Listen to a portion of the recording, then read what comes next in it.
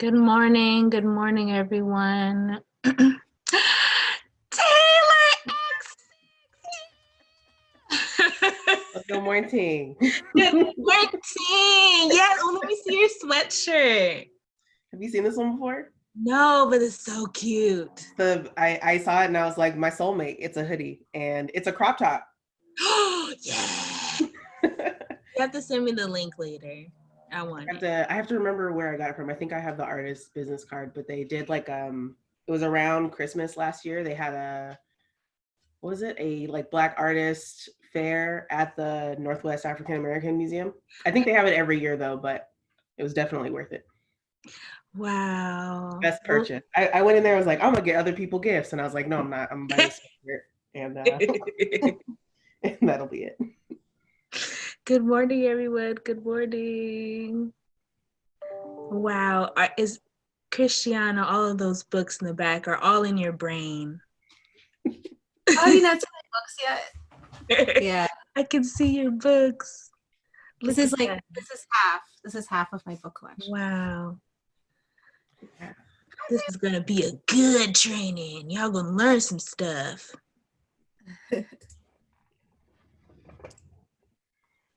I'm very excited about this training, ChrisTiana, just to let you know. I am too. I'm worried. I'm always worried before trainings, but I think it's gonna be great. You're a genius, and I've definitely wanted you to have your own training with art, so then we could be like, yeah, this is who we're aligned with. Yeah, I don't know if you remember, like years ago, maybe like 2 years ago, you came down to Tacoma and did a workshop. Really? Yeah, but we had I had a colleague who went to, I think it was put on at the convention center, but I had a colleague who went and she still talks about that workshop. It was like, I met this amazing person and she's so smart. And I was like, yep, sounds about right. Genius. Is it a workshop that I did? Yeah, I can't remember what it was. In part because you know so many things, that person literally came away and was like, here are all the books, here are all the articles, here are all the intersections we talked about. And I was like, well, what was the title of it? She's like, I don't even remember, but I learned so much and I have so much growth to do. And I was like, that's great. That is amazing. That's all I care about. It's like, did you leave something, you know, if they do, that I'm happy. That's all I want to do. I'll ask them again. I sent them this workshop, but they couldn't make it, but they're jealous. So I'll just text them. I'll live. Oh, she's here. We can see her on the video. She can be like, oh no, I'm missing out. I hope everyone is hearing what you have in store. No pressure, ChrisTiana, but you're just wonderful on your own. So we will get started in just a couple of minutes. Welcome everyone who just joined the call. You are in for a treat this week and next week, and you're going to learn a lot of stuff. So I hope that you all have your notepads, if possible. I will be, well, it actually is recording right now. So y'all will get all of the witty banter. I forgot to put it on pause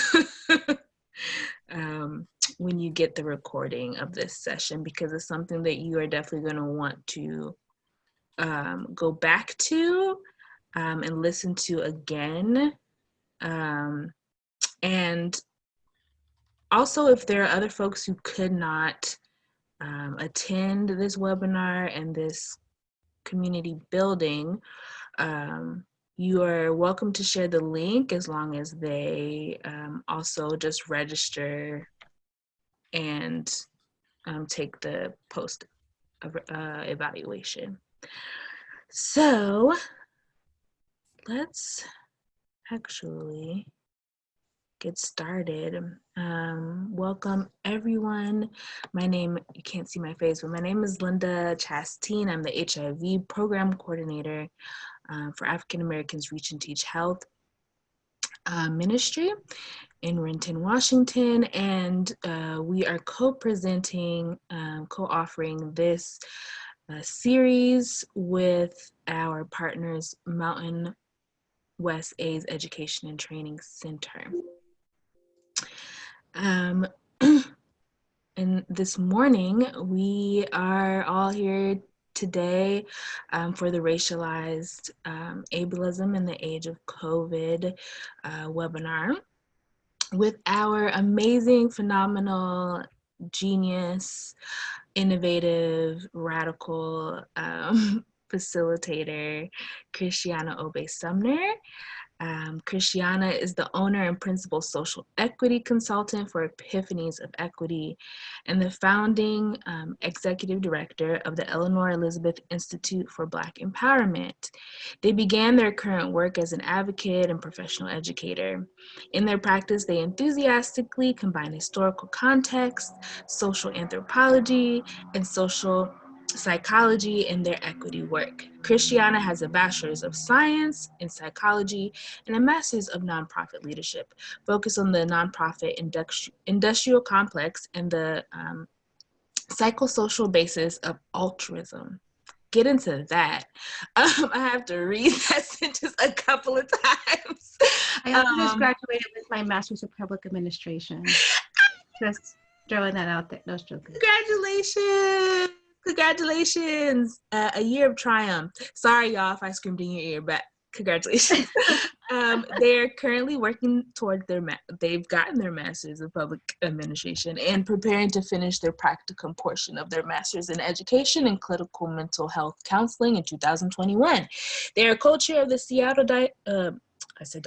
Disabilities Commission and the Seattle Renters Commission, and now serves on the County Transit Advisory Commission. Yeah, so I'm just so ecstatic and just so ready to learn. So welcome, ChrisTiana. Thank you. I've done way too. I've done what they say a lot in my culture. I'm doing too much. But I thank you all for that amazing introduction. Okay, so this is our fun two-part series. Part 1 of Racialized Ableism in the Age of COVID. It is important, I guess, to talk about how I don't have any conflicts of interests or relationships to disclose. So framing, this in the next training is going to be a high-level overview. That means that, as I'm sure that you know, this is not something that in the space total of 4 hours that we're going to be able to get down to the taproot of all of these different sort of issues. So it's going to be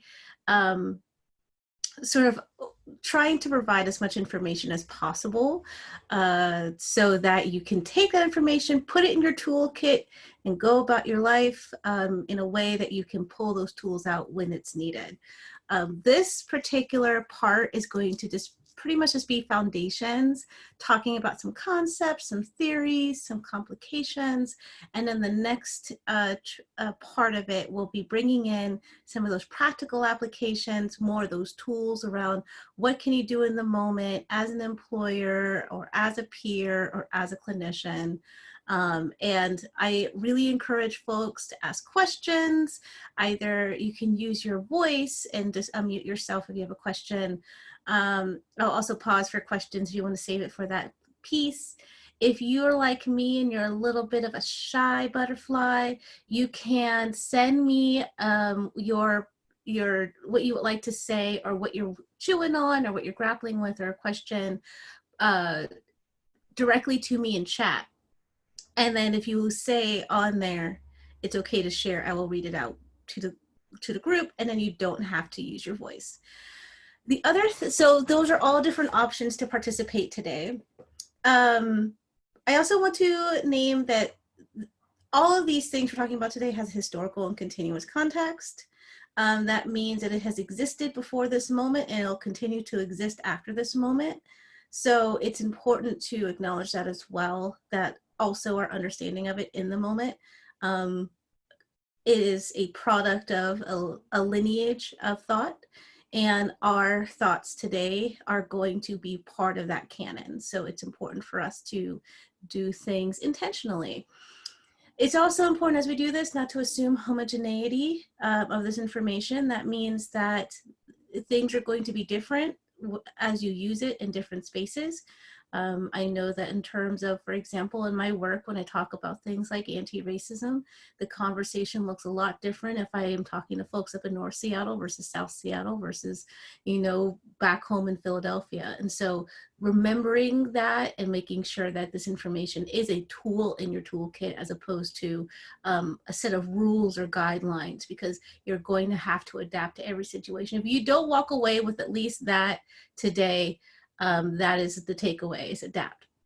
Also, it's a small part of your journey. I really hope that folks can, you know, incorporate this into their journey and their work, and also to prioritize lifelong learning and use it. And this would mean to, you know, take risks today, lean into your discomfort, and to try to find some space to chew on and grapple with this as you move forward. Before we leave, is there any other sort of intentions or agreements or sort of norms that folks would like to say out into the space before we get started?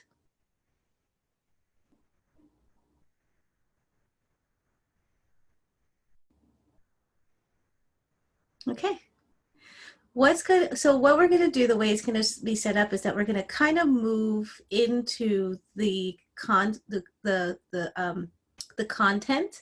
but I'm going to sort of set some operational definitions of terms beforehand, so we're all on the same page and have a shared language of things. And so the first thing that you may hear is the term intersectionality.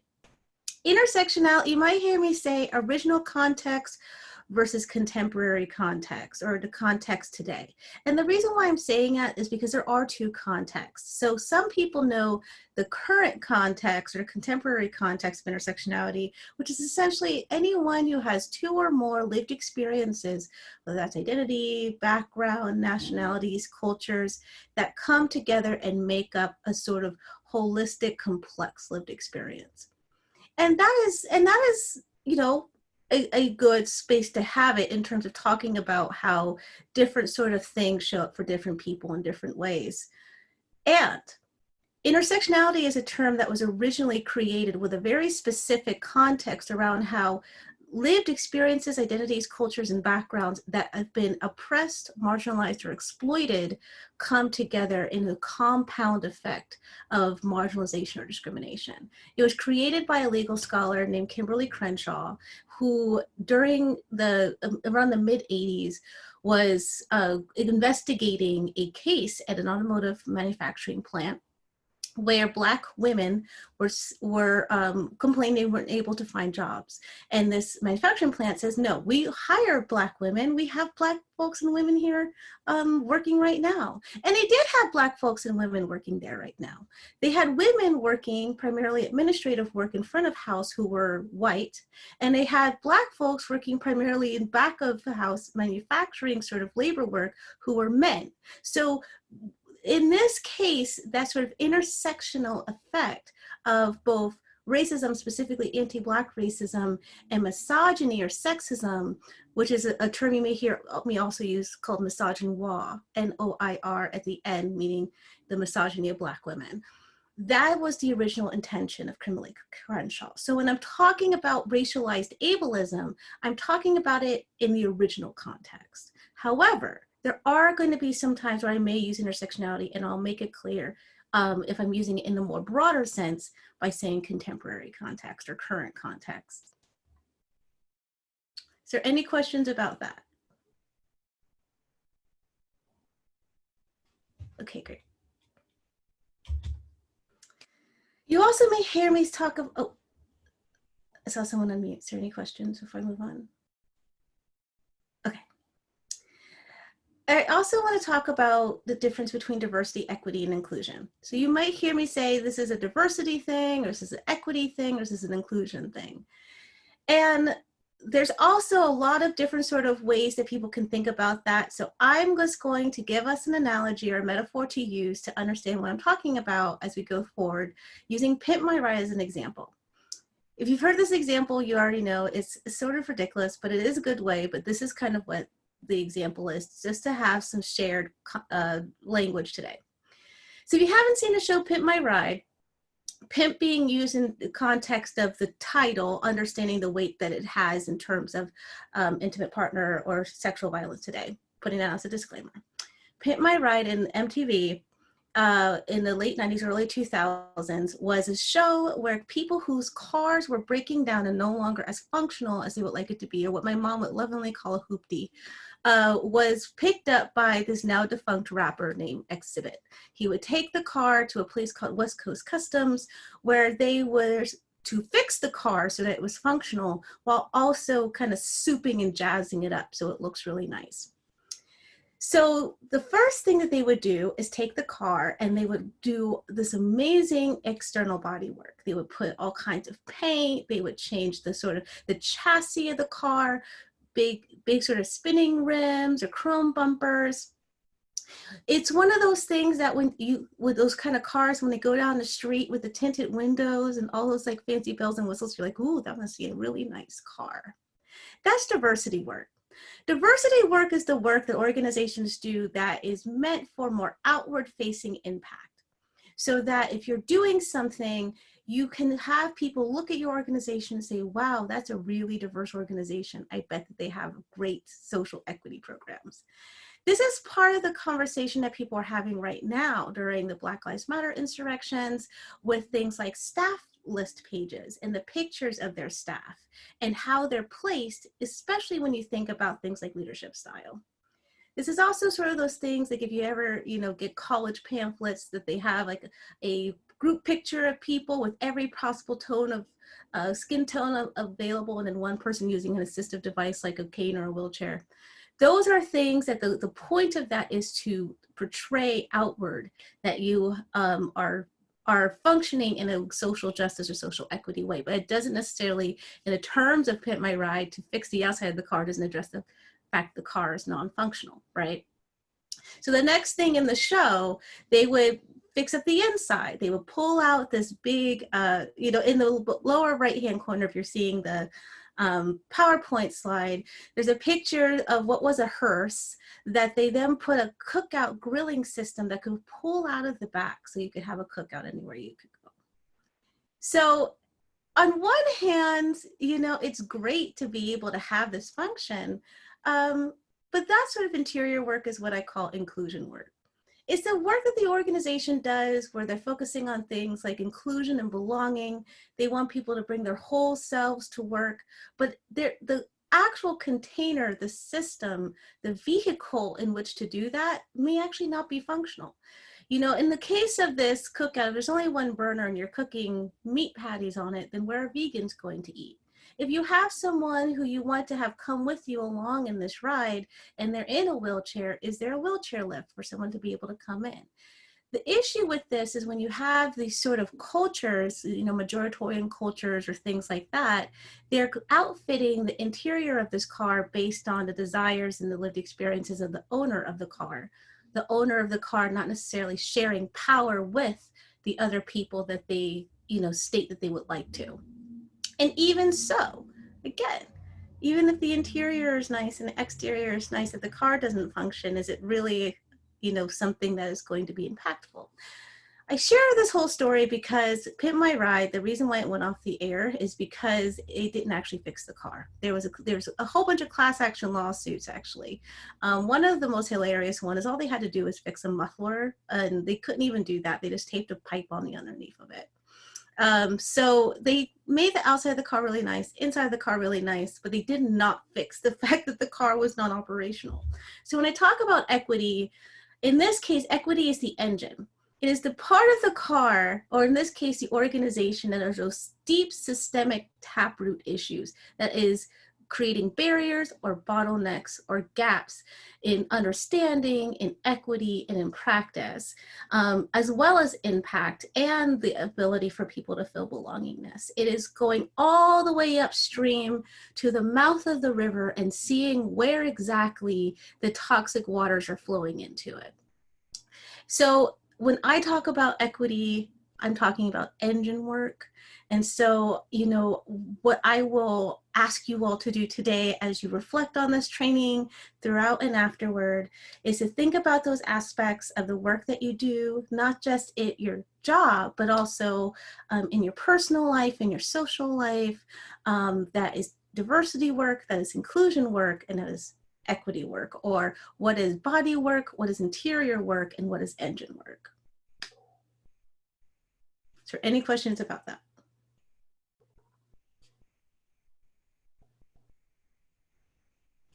Okay, awesome. The other thing you might hear, which I decided it was important for me to start, you know, defining these things, because sometimes people just don't know what I'm talking about, is social construction.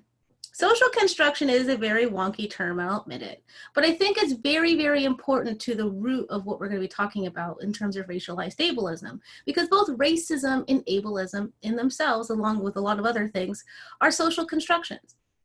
Social constructions are things, essentially containers, for when society comes together, or subset of society comes together and decides this thing is this thing, and this is what that means.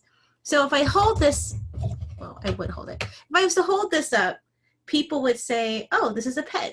What is a pen? A pen is something that you write with. What is its meaning? Oh, it must mean that you have something to do, you have something to write with. Should I put the pen up my nose? Probably not, because that's not the meaning of the pen. Should I put the pen to use to stir my coffee? Maybe, but that's not actually the use of the pen. And people might see that as weird, and they might judge me because I'm using the pen to stir my coffee. That judgment is bias. And so when you think about this in terms of yourself, you could think about it as easily as that we just have these historical assumptions and ways that we see things. The pen example is kind of silly, but it's pretty true in that we have these sort of collective beliefs and truths. What's also important about social construction is what is equitable does not always mean it's a widely held belief. And also the modus operandi or status quo is not often the most equitable construction either. What this means is that just because, you know, there's a truth and reality to things, and so the truth is that it's all made up, but the reality is that people are being harmed. So while people may be speaking their truth about something, there is a reality that that truth may be dismissed or questioned, or people may be defensive about it because there is things at stake that may harm things. Whereas there may be some folks are like, well, this is the way that things are done around here, but, you know, and this is what this has to mean, but it doesn't necessarily mean that it's the truth. So a thought experiment around this is to take a few seconds to think about what comes up in your mind when you hear the word professionalism.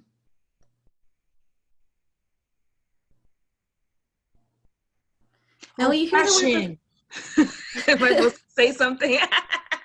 I said oppression. Right. Well, my question is, Linda, you can start first since you over here talking about oppression. When you hear the word professionalism, what is the image that shows up? What are some of the things in the image that shows up in your head? Like a white lady in a skirt, suit pairing, stockings, maybe a little kitten heel, a button-up shirt, glasses, you know, a little bouffant, and I think about who's like always on time and micromanages. Like she's just like all in it, everything. She's there. She's on it. Yeah, I was going to say, sorry, there's a baby screaming in the background. I was going to say like white man, white lady in a suit at an office. Mm-hmm.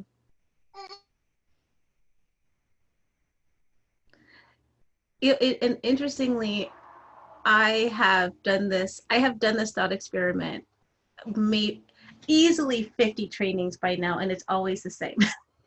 It is usually a white person with a suit, and that's the core. And then from there, sometimes they have a briefcase, sometimes they're at a desk, Sometimes they're talking on a cell phone. Sometimes they're making a business deal. But it's always a white person with a suit. White person with a suit is our social construction of what professionalism is. Now, if you think about that in terms of implicit bias, implicit meaning that by the time you're thinking about it, it's already too late. It's all the stuff that's happening in your body before you get to a place where you can actually think about it or try to disrupt it, because it's just what's ingrained, it's baked in. It's the toxic waters that we've been swimming in since we were born. So if you have this image in the back of your mind of professionalism and it's a white person with a suit, then what happens if, say, a person who looks like me walks in and I'm not wearing a suit? Maybe I'm wearing khakis. Maybe I'm wearing, a nice dress, but not a suited dress. Maybe my hair is not in a bouffant. Like Linda said, maybe my hair is in locks or braids or an afro. These are all things that's important, because that dissonance that happens at the unconscious level is where bias comes in. It's also the root of what we're talking about with racialized ableism. Is when you say, think about, and this is getting into where bias and discrimination and stereotypes come in. So this is part of the leaning into discomfort. That's the disclosure. But when you think about an autistic child, who do you think about?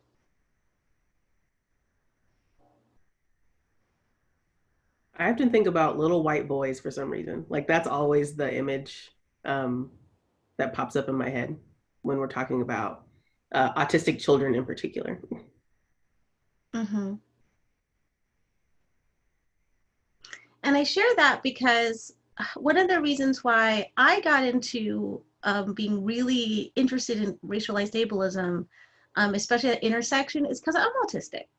I'm an autistic Black person, and I was an autistic Black child. An autistic Black child in the early 90s, right when the ADA was being signed. So as we were going through this period of people just trying to figure out how to, integrate disabled children, especially children with IDD, into the public education system, there was this additional jump that they had to have to see the way that I was presenting as a child as a developmental disability, not a behavioral problem. And that was the rub. A lot of the issues with the school to prison pipeline that people talk about right now is that a high percentage of those folks who are in prison were also folks who have a intellectual, developmental, psychiatric, cognitive, or neurological disability. All 5 of those things are things that they call invisible disabilities, or disabilities that you can't really see or it's easy to misinterpret as something else. On top of that, as we'll talk about today, there's all different sort of that, upstream, where toxic waters flow in. So that's everything from, did the parents have access to health insurance to be able to get the treatment the child needs? Because my parents didn't. This is a parent overworked, or a single parent who doesn't have the time to be able to leave work, or even the privilege to be able to leave work to take a child, say, to a doctor's appointment before 5 p.m. because my parents didn't. Does a family even have a history of understanding to be able to say, oh, we might need to take our kids somewhere to receive the treatment and attention that they need? Because my family didn't. And finally, does a child have a family environment and a culture? Do they come from a family environment or a culture who has a history of distrust with certain systems based on lived or intergenerational experiences of harm done at the hands of certain systems like the medical industry or the science industry or the public education industry, because I came from one of those cultures. So it's important to acknowledge these different sort of things, especially as it comes to social construction, because it's not as easy as, oh, well, I can just change the way I see things. Well, in order to do that, you also might need to step away from all TV and music and books and magazines and advertisement and talking to other people and social media and all these other things, because we just live in a space where all these things are kind of baked in. Are there any other questions? Oh, any questions or reflections on that?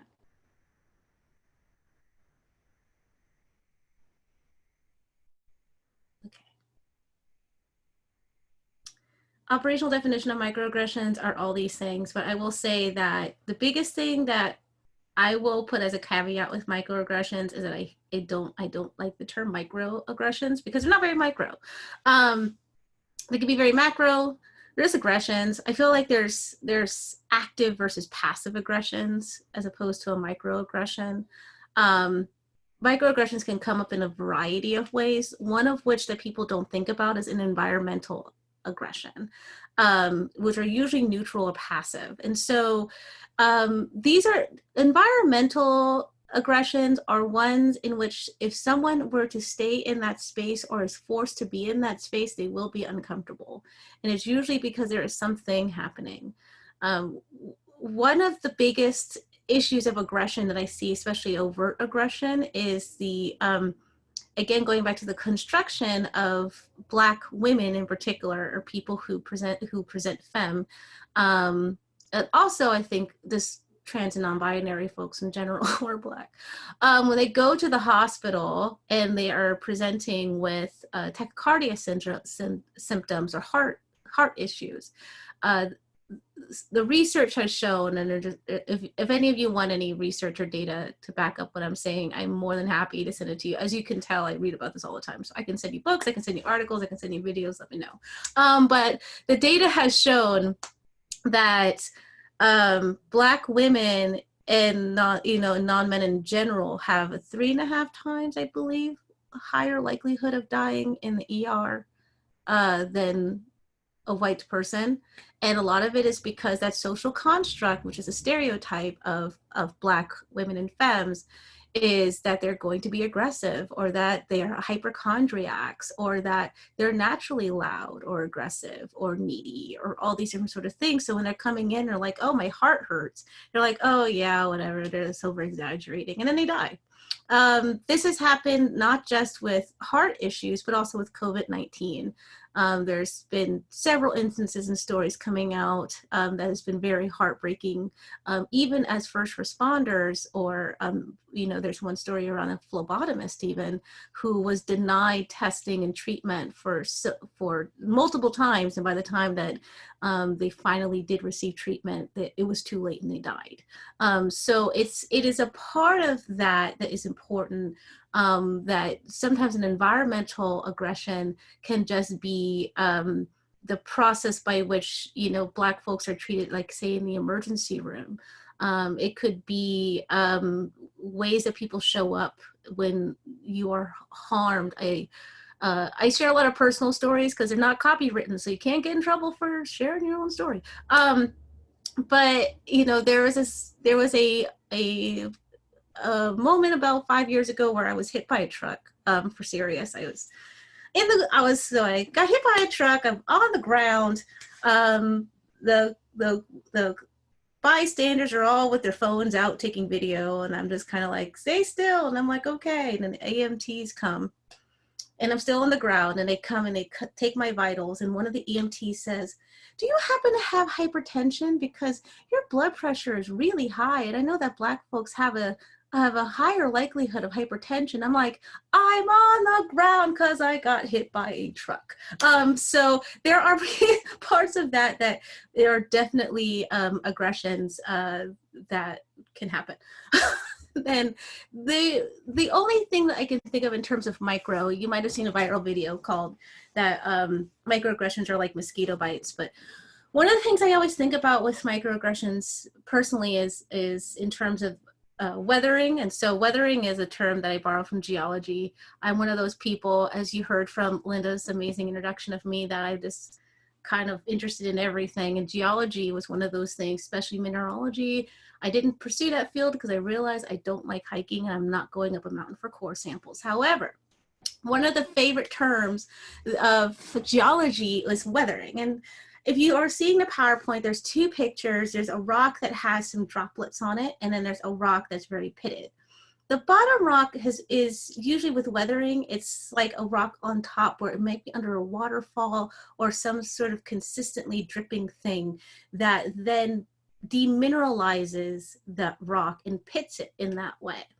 And so I think about every single one of those drops are those little microaggressions. And it's one of those things that I might be difficult conversation to ask a friend or a peer about their experience with microaggressions without a strong process of consent to that conversation and compensation for that sort of emotional labor.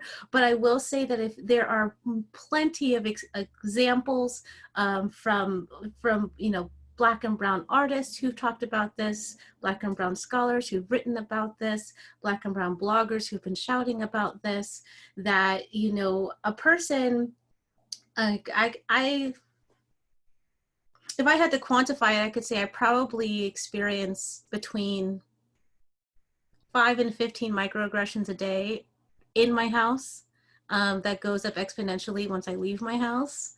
It goes up exponentially if I leave my house and I take off my headphones, or if I interact with people I don't know. So if you think about this in terms of a drip onto that rock is not just once in a while. It's daily, it's frequent. And it wears down on the soul. And so that's why I really embrace this term. And I think what's important about this is that, there's a whole, there's an exploding field around the impacts of these sort of things on the body, especially on the Black and brown nervous system, psychiatric and psychological and emotional sort of processes, how it leads to some of the conditions and disabilities that Black and brown folks are more likely to develop. A lot of that is because stress. We kind of decouple this conversation around, well, chronic stress and anxiety will cause these sort of issues, but then we don't acknowledge and affirm that when you are constantly being in a space of what they call code switching or trying to force yourself into an assimilationist space based on what's expected of you of those social constructions, that is anxiety and stress. And on top of that, especially we talk about racialized ableism, there's masking, which is a person specifically who's disabled, especially neurodivergent, or a person whose pathway of thought and the way they see the world is divergent from or dissonant from what is expected of them. The people who fall in what's expected of them are called neurotypical. And so the people who are neurodivergent trying to act neurotypical, they do something called masking, which is similar to code switching. Someone who is Black or brown and disabled has to do both at the same time. So all of these things are things that, in a sort of clinical way, we look at it and we're like, oh yeah, that makes sense. We tend to have, I think as in general as a society, have there's a gap between understanding this clinically or understanding this as a matter of fact or a concept, and having this sort of understanding replicate out of our psyche and into our impact and interpersonal relationship with people.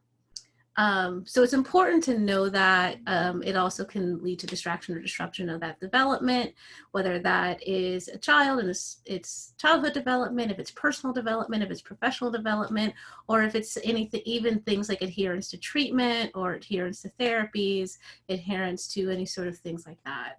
And it could lead to microtrauma. So you either might be, you might either instigate, perpetuate, sustain, or witness the products of a microtrauma, which is essentially,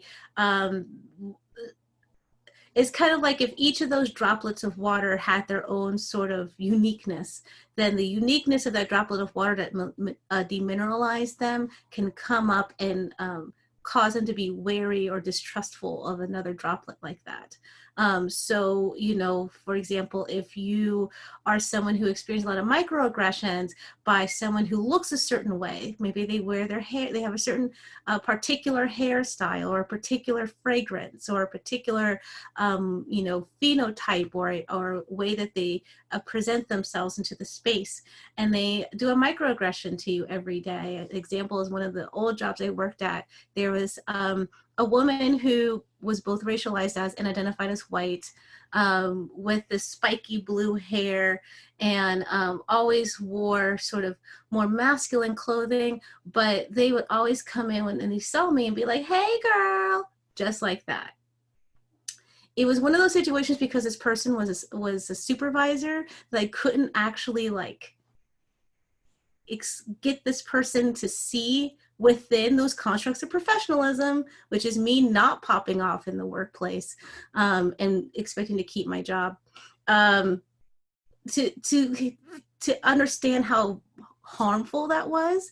And so that led to a micro trauma that sometimes when I'm approached by someone who really, really favors the way that this person looked, in the past, they have that similar sort of archetype, I will get a little flutter in my chest, like, please just say hello. Please just say good morning. don't come and, you know, talk to me like I'm from a different planet. And that is a long-term effect of micro trauma. So those are all the sort of like primer sort of things. Is there any questions about any of the operational definitions before we jump into the disability stuff?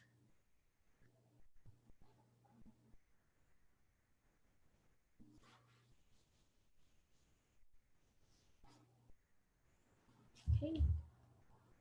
That was really a short training if y'all don't talk. Okay. So let's talk about the difference between disability rights and disability justice. So I think this is also important too, we talk about racialized ableism, because there's, similar to intersectionality, I feel like there's two different types of ableism too. Well, I won't say that. There are different pathways through by which ableism can happen. And you might hear that folks are saying something is ableist based on the ADA and something is ableist because it's unjust. And I want to just kind of talk about what those two different things are. So ADA, disability rights. When you hear disability rights, you're hearing people talking about an equality model based on the establishment and the re-ratification in the early 2000s of the ADA. The ADA, or the Americans with Disabilities Act, was passed in 1990 after an attempt, you know, there's a small win in 1977, ADA Section 504 around like sort of vocational stuff. But really, the 1964 Civil Rights Act did not include a lot of people, and one of those groups of people were disabled folks. And so even though the Civil Rights Act was passed, people could and did still discriminate against folks with disabilities, especially folks with more visible disabilities, but, you know, more insidiously, people with invisible disabilities as well. And so in 1977, they had that small win about some vocational sort of legislation, but really the full comprehensive reform came in 1990. If you want to talk about a really cool sort of insurrection story, the ADA 1990 activism that led to this passage is amazing. If you watch the movie Crip Camp, they go through that in detail. Essentially, they occupied a government building in San Francisco for something like 28 days. It's pretty phenomenal. There's videos of folks like, you know, they said, oh, well, we'll think about your legislation if you come to this meeting that was upstairs without a way to get up there. So caregivers would hold people's wheelchairs and disabled folks, like there's video of them actually like crawling up the stairs of like the Capitol building in DC to get to this meeting. It is pretty powerful without making it sound like inspiration porn. And the book Being Judy Human, Being Human, the Judy Human story is also a great book to read about some of that work as well.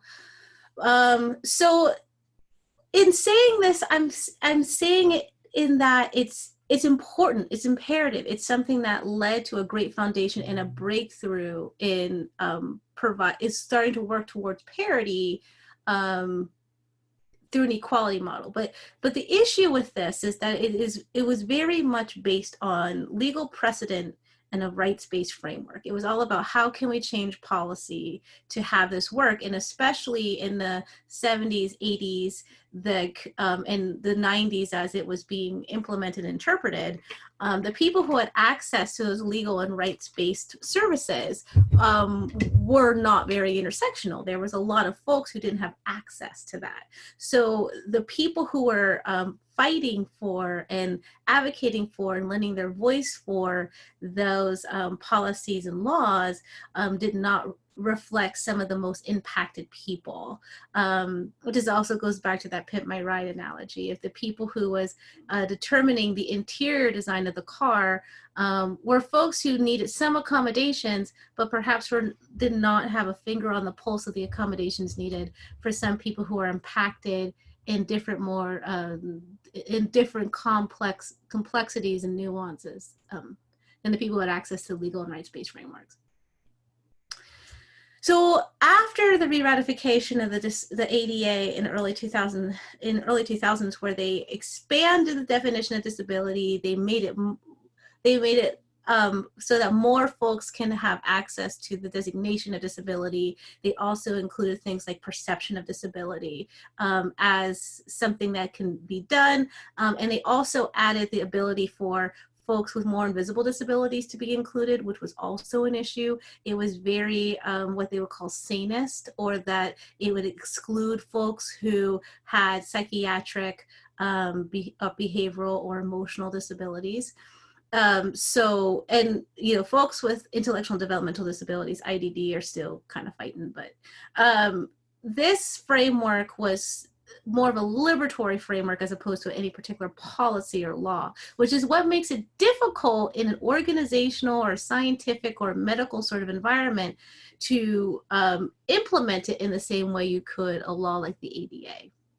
But the framework was created by a group of Black and Brown disabled, queer, trans, non-binary folk in the Bay Area around the same time. And they created 10 principles for transformative change so that, building on the foundation of the ADA and disability rights, they can start to move towards a more adaptive framework in that way. So it's intended to be fluid. It's intended to be dynamic. It's intended to be adaptive, which also kind of addresses some of the issues with laws and policies and things like that, where you kind of have to go through this policy process, and then you're lucky if things get ratified the way you wanted to. It's a whole mess. Disability justice, these are the 10 principles. So I'll read them and explain them a little bit. Some of them are self-explanatory, but the wonky ones I'll explain. So intersectionality at the top, and in this case, intersectionality in the original context, not the current context. Leadership of those most impacted, and that leadership also is putting forth that not just making folks with that sort of more intersectional knowledge in leadership, but also giving them the power and influence to do so, as well as the resources and the space to be able to put into place those sort of recommendations and strategies that they've identified.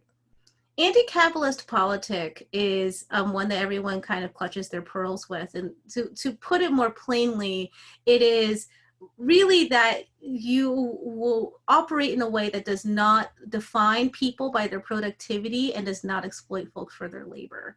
One of the golden moments of my career has been working alongside my former co-chair, Sean Bickley, on the Seattle Disabilities Commission. They championed the ban on sub-minimum wage in Seattle. If you don't know what that means, sub-minimum wage is something that can continue, is legal today. The Fair Standards and Labor Act allows for college students and disabled folks to be paid a sub-minimum wage, meaning they can be paid lower than the federal or state minimum wage. Some organizations can apply for this certificate, and that certificate can lead to what they call a sheltered workshop.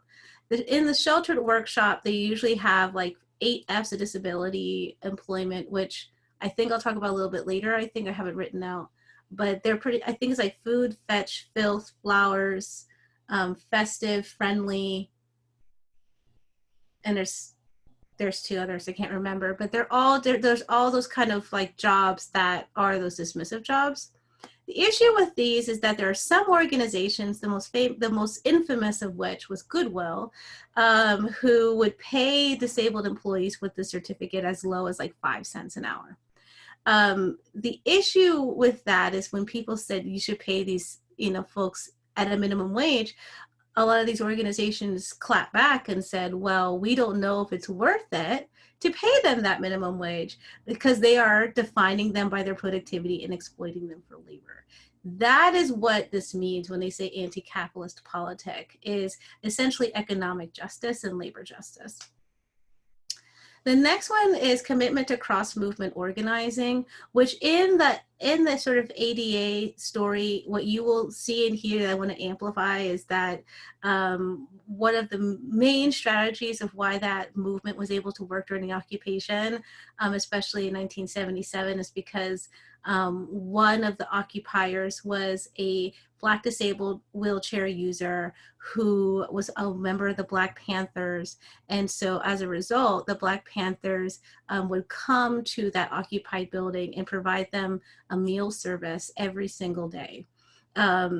They saw that as important to say, well, none of us are free until all of us are free. And so having sort of commitment to cross-movement organizing in that way is baked into disability justice. Recognizing wholeness, meaning that no one person is fractured, no one person is a shell of themselves or anything. Everyone is a whole person. 6 is sustainability. So any sort of initiative or movement or thing that is being done needs to be sustainable for everyone involved. So if you are moving forward and people are getting left behind, then it is not a sustainable movement. Commitment to cross-disability solidarity is especially important if you're not in the disability community and you are, say, like an HR director or supervisor. You may see that there are some internal beefs that happen with disabled folks, just like there are with any sort of lived experience or community or identity.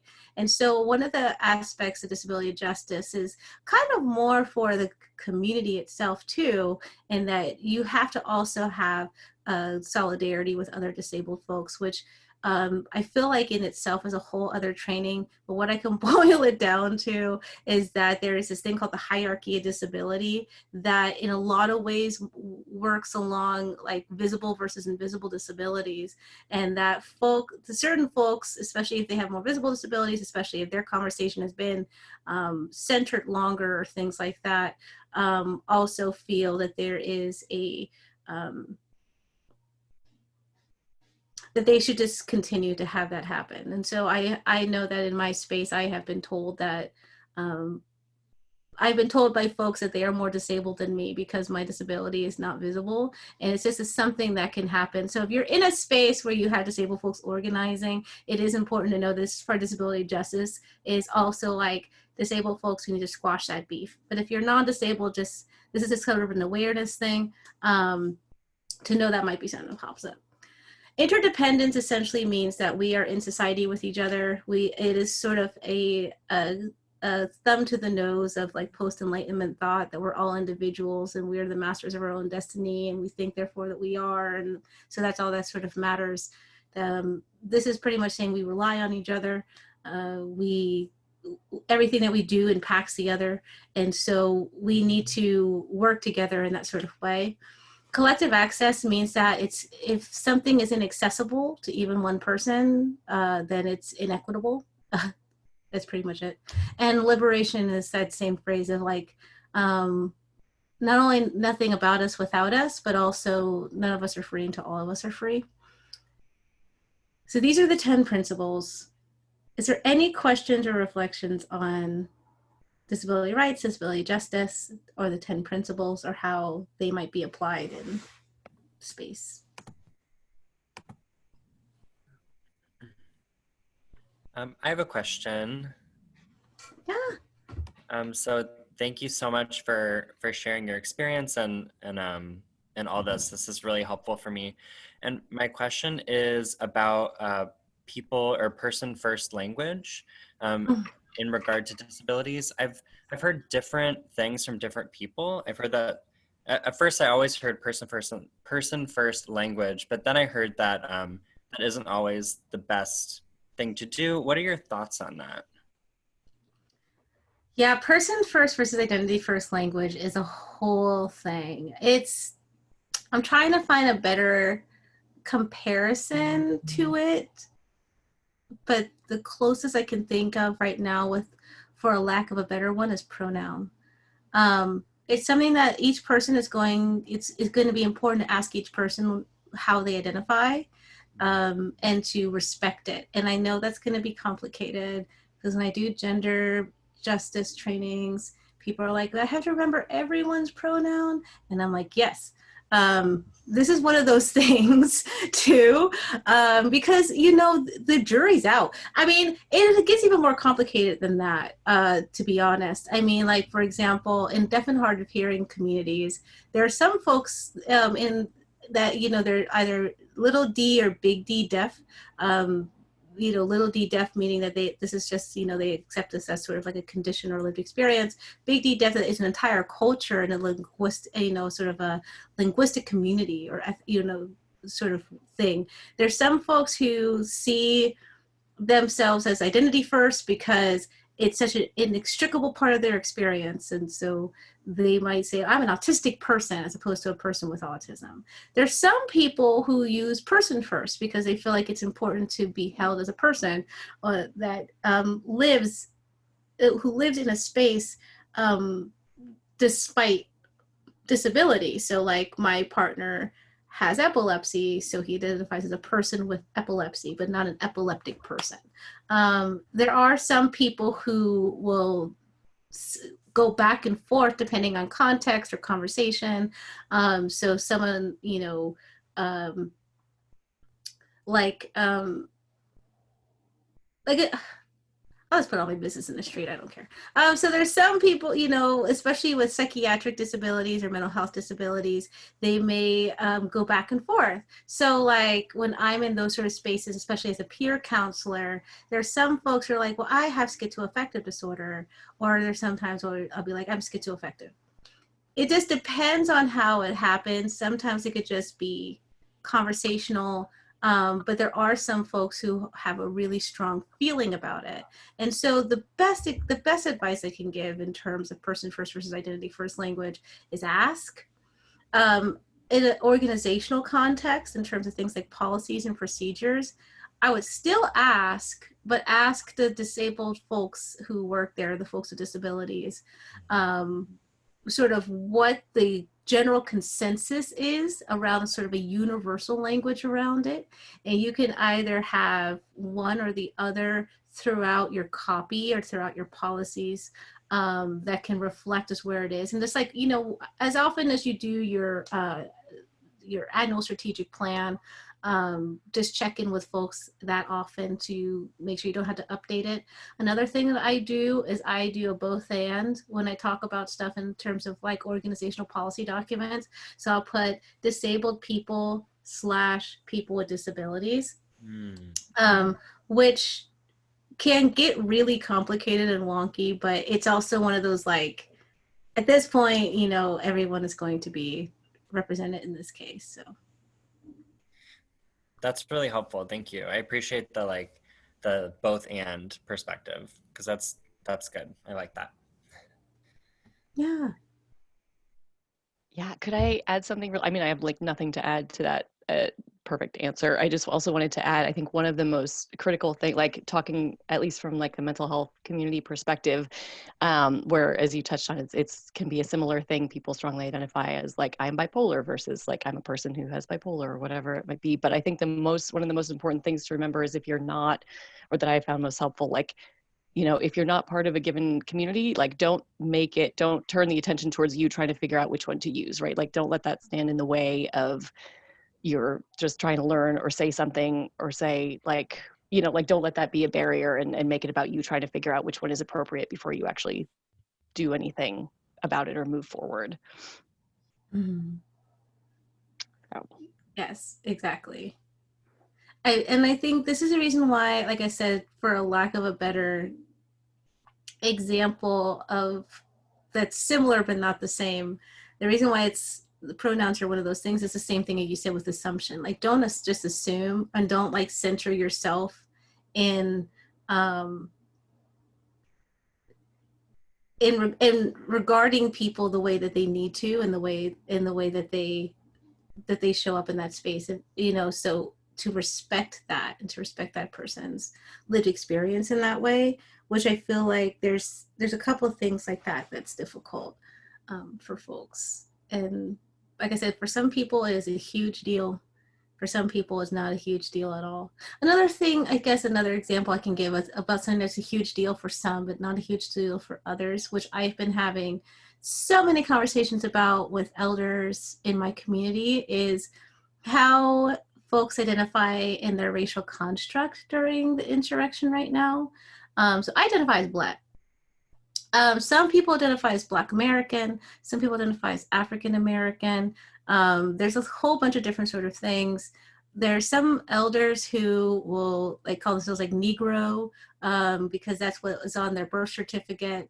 I was in a panel one time where someone said that one of the biggest areas of disunity is around these terms, because we are living in a period where if you were to gather, say, birth certificates from people intergenerationally across this country, their birth certificates may say all these things and some others. And so there is just a root disagreement around like, well, which of these racialized constructs do we identify with and call ourselves? And like, people will get into entire arguments about, we're not Black, we're African American. We're not African American. We didn't come. It's one of those things that for some people it means a lot, and for some people it's like, eh. So there's also a piece of that too, like you said, like it's more important just to make sure that the person is feeling heard and safe and affirmed and included, to Katie's point, as opposed to like trying to center yourself of like, oh, I just want to make sure, and just tell me more about this, and can you educate me for free, because that's not going to go over well. Are there any other reflections or questions? I actually had one, and I wanted to say thank you first for all of that around language and sort of like identity. I think that's fascinating. In the space of disability in particular, I've heard a lot in the space of, there's obviously the legal term disability, and then there's sort of the identity term disability, and then there's accessibility, and then there's language that is more about deficit versus ability or experience. And I guess I'm looking for thoughts on like, how do you tend to try to traverse that, other than obviously asking someone what they prefer, in the space of, obviously there's the legal status, but there's also the sort of implication of using language that explicitly calls someone out. Mm-hmm. Yeah, that one is really difficult. I think especially like focusing on the juxtaposition between the legal definition versus identity, which is usually the difference between access to things like insurance and healthcare, and positive regard within medical systems, versus someone who just knows that there are limitations in their everyday life and their everyday activities that are not being addressed. And before the pandemic, and I will share this example without getting too much on the soapbox, because this in itself is a whole soapbox. But before the pandemic, one of the things I used to talk about a lot and sort of preach the gospel of is the importance of virtual access to spaces, to workspaces, which we're doing right now. But also to being able to create accommodation plans for folks without requiring them to get medical documentation. And this was such a huge bone of contention for people. They were like, well, how can we know they're not going to fake it and come and ask for accommodations, and we're going to buy them this expensive ergonomic chair, and then they're just trying to scam us.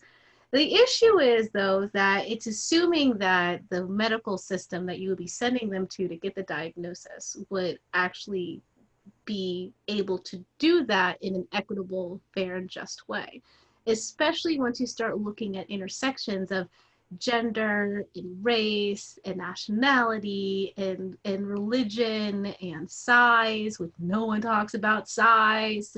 And so, and so there's a lot of these different sort of things that come into that, that you would then, you know, it's difficult because the only thing a person can do is self-identify. And so that is tricky. There's also a trickiness around, even within the disability community, of even saying someone has internalized ableism.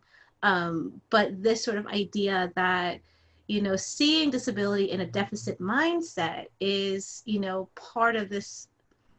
You know, one of the things actually I don't have as a slide, so I can talk about is like there's different models of disability, and the disability academics will just have a field day, you know, and so I can't tell you which one is the best one, but there's the medical model, which is sees the person as broken, you know, sees the person as they're disabled, they're sick, and if anything, we have to make accommodation for them. Then there's a rehabilitative model, which is that this person is sick, sure, but if they just work hard enough, they can get better. And that's where a lot of that inspiration porn comes from. There's this really cringy commercial out where it has different disabled folks with like physical mobility disabilities putting masks on that says like, if I can do it, so can you. It's essentially like, you know, holding this idea that like, oh, disabled people can not be disabled if they want to, or they can rehabilitate if they want to. Then there's a social model of disability that essentially says that disability is more defined based on how society regards them and puts limitations and barriers in place. The reason why people argue about that is because there's some folks that are like, well, even if society was completely inclusive and did all these things, I will still be disabled. So like, regardless of how society regards me, regardless of the different sort of structure society puts in place. So now, you know, we're in this space, I think, especially with COVID-19, that has exploded in a disability academic space of like, well, we need something further than social disability, of which there's several things being pitched right now that I can't necessarily give you, but I think that in a lot of ways, I feel like the answer for you is really difficult, but the answer is rooted, I think, in those. How have you been? I've been hanging out. Let's do summer if you're listening. Yeah. How have you been? How's the new car? Been great. I didn't feel like bringing it back. Hey. I started feeling guilty that I have not brought it back. So I said, no, today I must do it. Yeah. You did? Last name again? Career. Can you mute yourself? I don't know how to do the mute. That's okay. Right, no? If we mute other people. I don't know how. That's okay.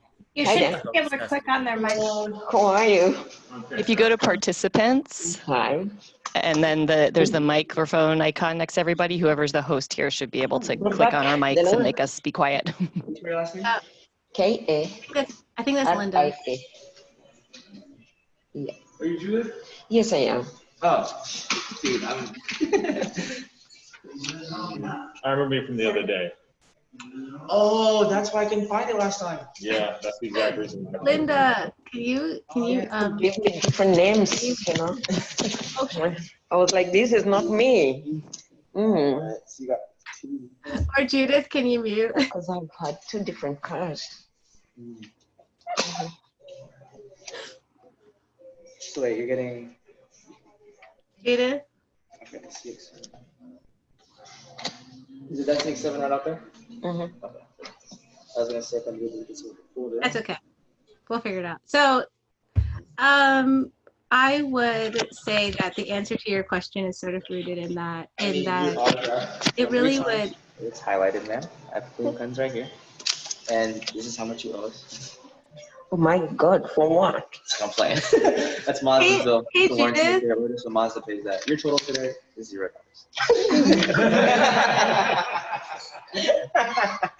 We have to have a little fun around here. You got me. Oh my goodness, I was like. Hey, Judith. Oh, there you go. It's like, we're here in all your business. That's okay. I just want to make sure. It's like it's starting to get too personal. Confidentiality. Okay, anyway, I think that the answer to your question is rooted in that. Is rooted in sort of it is complicated, right? Because I think this is based on less so how a person identifies in terms of person first versus identity first language, more so how a person sees themselves within those sort of models of disability. Like, do they see themselves as like broken, disabled, deficit mindset sort of thing? Do they see themselves sort of like in a rehabilitative model sort of thing? Like, so I'm thinking of recovery-based programs is one of those programs I could see as a rehabilitative model. Oh, I just had to go through this 12-step program and I'm always going to be a recovering whatever. But, you know, there are some folks who are in that space that they're like, well, no, this is a self-medication that happened based on a social or political or cultural aspect. You know, and so it all just depends, you know. And I wish I had a more like, this is what you can do sort of answer, but I don't. Hoping that I can help. That's okay. I still appreciate the thoughts. So thank you. Yeah. Okay. Racialized ableism. Racialized ableism is, so we kind of came up to this because I wanted to make sure that we had all the foundations to talk about, like how racialized ableism is the component harm, violence, or bias at the intersection of racism and ableism. And like I said before, like the importance of intersectionality and disability justice is taking the wholeness, the recognizing wholeness of it. I think it's Audre Lorde that says we are not single issue beings because we don't live single issue lives. So even though it's competitive harm and violence and bias at the intersections of racism and ableism, things like I said, gender, size, your tone or skin coloring and class and other things like that often play a part in this as well. A good example of, you know, I was talking about this term the other day around racialized ableism, and we were talking about different sort of examples that we've seen in our sort of everyday, talking about baked in, right? So I was talking about how I'm kind of a theater nerd. I really like pop culture, movies, you know, all of that kind of like artsy stuff too. And so we were talking about like Porgy and Bess and how that's movie or that story or that opera or the play or however you've seen it. The point of it is that there's this disabled Black man who, you know, on the back end around diversity casting, usually is not a disabled Black man. It's usually just a Black man who's using a cane, which is also an issue of disability justice. And the movie itself has a lot of racialized ableism in that it was written by a white man named George Gershwin, whose inspiration for this came from living on Gullah Island, which is off the mid east coast of the country, and is an island that Black folks who were enslaved in like the Carolinas and Virginia was sequestered there to live, and so they are also sort of a microcosm of their sort of Afrocentric culture that was able to be sustained and maintained because they were sort of sequestered in that way. And so Porgy and Bess, the Porgy and Bess is set on that. Another more contemporary example is Good Burger, the movie. And so if you haven't seen the show or the movie, Good Burger was started off as a skit on All That, which is sort of like the Saturday Night Live of Nickelodeon back in the 90s. And I heard he did a reboot, but I don't have cable. Anyway, it was two characters, Ed, who was played by Kel Mitchell, and what was his name? Anyway, Kenan Thompson. Kenan Thompson was the other person. I can't remember what his character was in the thing. But the Kenan Thompson character, the Kel Thompson character was neurodivergent, definitely. When I was a kid, I always felt enough of a kinship to the Kel Mitchell character that made me wonder if Kel was autistic or has some other sort of developmental disability.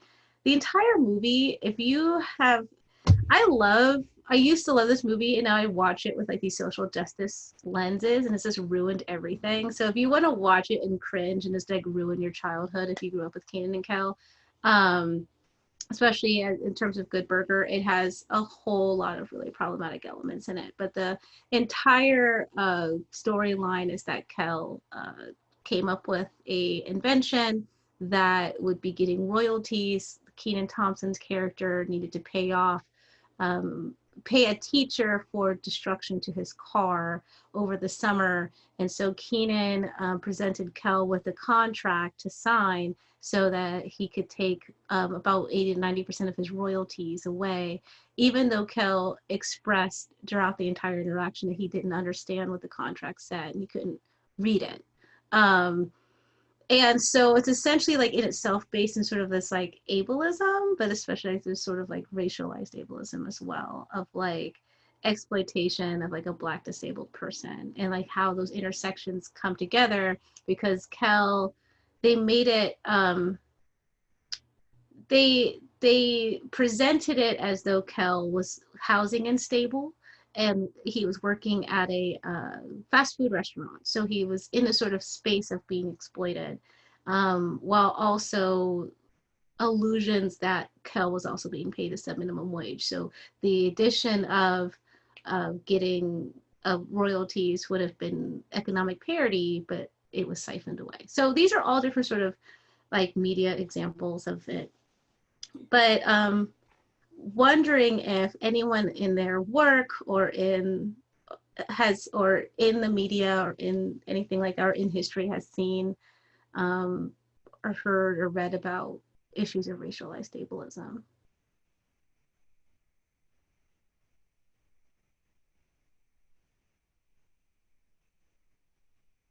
Which I'll say will also be, actually, if you can't, I will affirm that it might be difficult because other barriers of Black disabled folks being able to speak out. I think Melissa Thompson is a huge voice in this, who was the creator of the hashtag #DisabilitySoWhite, to talk about the fact that the disability community, especially the leadership of the disability community, are disproportionately white, and so there tends to be Black folks who work in disability spaces who are non-disabled. They're often like parents or siblings or people who have like a general compassion and interest towards disabled folks. Whether they themselves identify as disabled is up for debate because a lot of folks withhold that information. They don't feel safe sharing it. And even if they did, there's an additional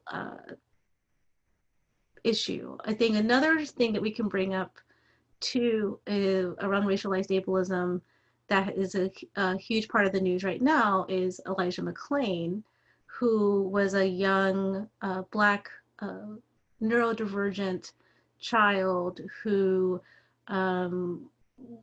was multiply disabled, one of those disabilities being that he had anemia, and so he would cover up, including his face, and wear a ski mask to do so, which, you know, in the space of wearing masks, you know, there's a lot of concern that Black folks in particular have talked about with wearing masks because there has, going back to the social construct again, and bias, that there's a bias that Black folks with masks equals danger, right? It's a threat. That means that they're going to come and try to harm somebody. And so there has already been, disabled or not, everything from live feeds and videos to news reports and police reports to blog posts and accountability posts around people who have been contacted as Black folks wearing masks just going to the grocery store or something like that.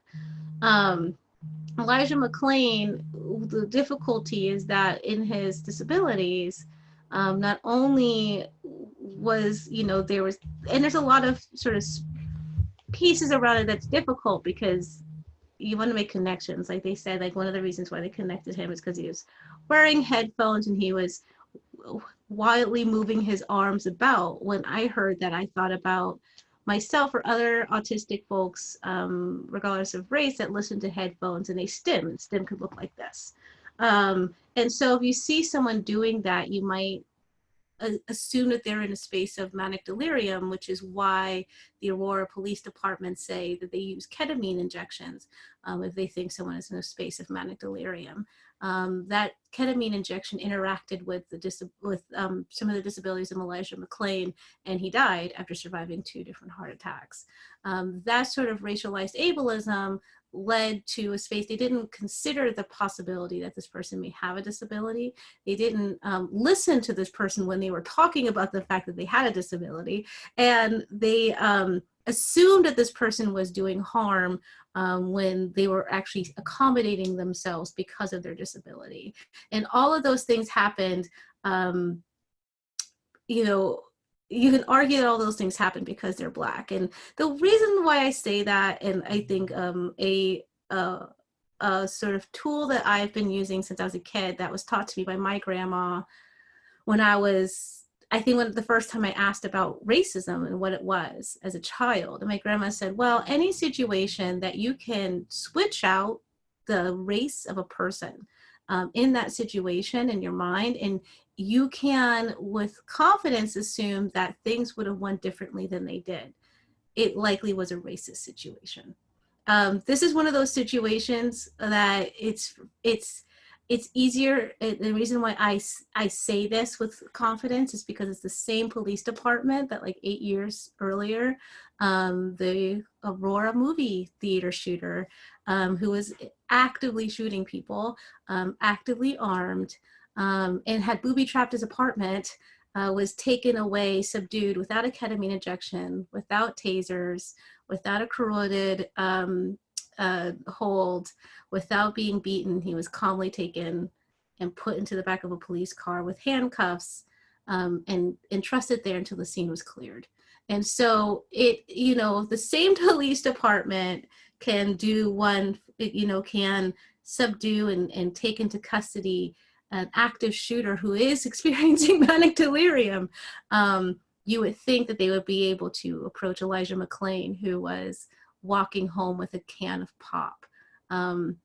That is, to me, I feel like some of the case in points with racialized ableism. And I think another part of racialized ableism as well, and it gets kind of to our next slide about lack of representation, is they're not talking about it. So I think especially right now they're saying, oh, it's the Black child who was killed, but they're not saying it's a Black disabled child who was killed. Another Black disabled person right now who is having their half of their story erased is a Toyin Salu, who was a Black person who was seeking refuge and ended up being sexually assaulted and then murdered. While they were trying to find refuge and they were trying to flee the house where they were being sexually assaulted, they had put out a series of tweets around what happened, sort of like as an accountability post, or like, this is what's going on. Throughout those tweets, they said several times that their limitation is that they had, to quote them, poor vision. And so there's a lot of people who are talking about the frustration that a huge aspect of this person potentially losing their life and also not being able to aid in the police investigation, and then being sort of gaslit around, well, how could you have not seen this, or how come you can't make out details? Well, it's because this person was experiencing, as they said, poor vision, and said things like, I rely on the kindness of others because I have poor vision. That story is not being shared. And so the importance of this and how racialized ableism comes into play is that if these stories are not being shared, then they're not becoming part of the conversation. They're not becoming part of the conversation, then people aren't thinking about them in terms of strategy. And if people are not thinking about them in terms of strategy, then they're not going to implement differences in culture, behavior, actions, or policy to be able to accommodate that intersection. And it's going to continue to increase the disparity for folks at that intersection more. Before I get to this slide, I just want to pause and see if anyone has any questions or reflections on that.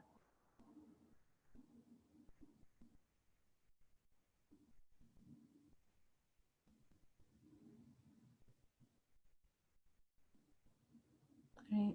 I know it's heavy. Racialized ableism, I never said was going to not be a heavy topic. Okay. So the other thing about racialized ableism is that it's historical and deep rooted, right? And so I think that a lot of in this space too is kind of thinking about like the juxtaposition with the HIV epidemic and how that disproportionately impacted Black and Brown communities, especially in terms of things like stigma, bias, and how it led to folks. It led to, in a lot of ways, in the insidiousness of it, because people would hide. They would hide their symptoms. They would hide these different sort of pieces of it because they were afraid of being harmed. Individualization is on the other side of people who may perpetuate, instigate, or witness and be neutral in the face of harm being done. Individualization, there is, I think it's Tema Olkin and someone else who wrote a book called Dismantling Racism, and it outlines the 13 principles of white supremacy culture. Individualization is one of them. And essentially it means that instead of, like I said, looking at that collective impact, looking at that interdependent impact of being in society with each other and taking accountability for those impacts and how we perpetuate some of these things, it individualizes people. So it's like, oh, that's just one thing. And so I think I heard on the news the other day, someone said it best, is that, one good apple does not make a bunch of bad apples good again. And so, when we hear things, like a year or so ago, we saw in quick succession all these different sorts of shootings. Each of those shooters, especially shooters who reflected more privileged identities, was considered lone wolves, or he acted alone. But, it's not then allowing folks to look across the narratives and see, wait, there's a larger theme or pattern going on here. And what can we do about that? So that's the danger of individualization as well. I think what's interesting to me about HIV and COVID is that in terms of medical, like the medical presentation or like the pathology of it, it's very, very different. Sure, like especially if some of you are doing this in clinical study, that you've been as obsessed as I am in reading all the rapid journals coming out, the research, and also hopefully you all are also, I just feel like due diligence, I hope you're also tracking that there is a lot of articles being published in the journals that are not necessarily peer reviewed, which I think is also a thing to be wary of, especially when we're talking about things like vetting for things like bias and inclusion. But I think what's interesting is like some of the I think, first of all, the biggest pathology that I think is my biggest concern in terms of bias is the way that COVID-19 is attained as opposed to HIV. Like COVID-19 is primarily passed through respiratory droplets, right? It's kind of like it's closer to like being passed through like pneumonia than it is with HIV. It's also, you usually will show presentation of symptoms about, what do they say, like 3 to 10 days after being exposed to it, if you're going to show symptoms. And then once those symptoms happen, you're either going to go through a process in a couple weeks of getting better, or you're not, and you're going to die. Or you might recover from it, but you'll have long-term disabling effects. Whereas with HIV, I think one of the things that makes it even more insidious and difficult is that you can have the virus can start replicating in your body without showing any symptomology for like, I think it's like something like 10 years, for years. And so by that time, you don't know. And in a lot of ways, I think it makes it different because we also have had time with HIV. So some folks, if they, I'm in a high risk category, they would go and they would get PrEP, and they would try to start being proactive in addressing their chances of gaining it. Whereas with COVID-19, to take these draconian measures of like, don't let any of your droplets come into contact with my droplets, which is really difficult because it's essentially just like, stay away, and which can also create some difficulty, not just in terms of everyone's sort of social and emotional health, but especially for certain cultures, so certain cultures are super collectivistic. They're communal. There's households with intergenerational families in it that have everyone from children to elders, and sometimes in close proximity where they can't social distance. 6 feet is a lot of feet if you are living in a house with 3 other people that's only 800 square feet. So, and that's being generous if it's 800 square feet. So there's a lot of those different sort of things that's difficult. I mean, there's some also wonky stuff that makes it different, right? Like COVID-19 is something that we may actually be able to get a vaccine for in the future, but the social stigma may not come around. The reason why we might be able to get a vaccine, maybe not immediately, but it's because it doesn't replicate it doesn't mutate as quickly as HIV, which seems to mutate like every 5 seconds or something. Not to mention that as HIV replicates, especially like in your white blood cells, and it like puts out more like viral particulates, whereas COVID-19 doesn't really do that. It kind of comes, it does its damage, and then it kind of like goes away. And you can get reinfected, but it's not going to continue to mutate and replicate in your body in that same way. The other thing too is that COVID-19 actually, our body actually acknowledges it and has an immune response, whereas HIV, that's the whole problem. I think some of the other biases that can come up, or some of the stigma in particular, is around how they may, if they do contract COVID, how people may regard them. So there's been back and forth in the scientific and medical community around, well, if someone is on heart, then are they going to have less of an opportunity to get COVID because they're already in that sort of space? And some of the research that's been coming out is like, no, you're still just as susceptible to get it, even if you are in the middle of that. I mean, sure, like if you, like if you have like a high viral load or like, something like that, not high viral load, that's not what I wanted to say.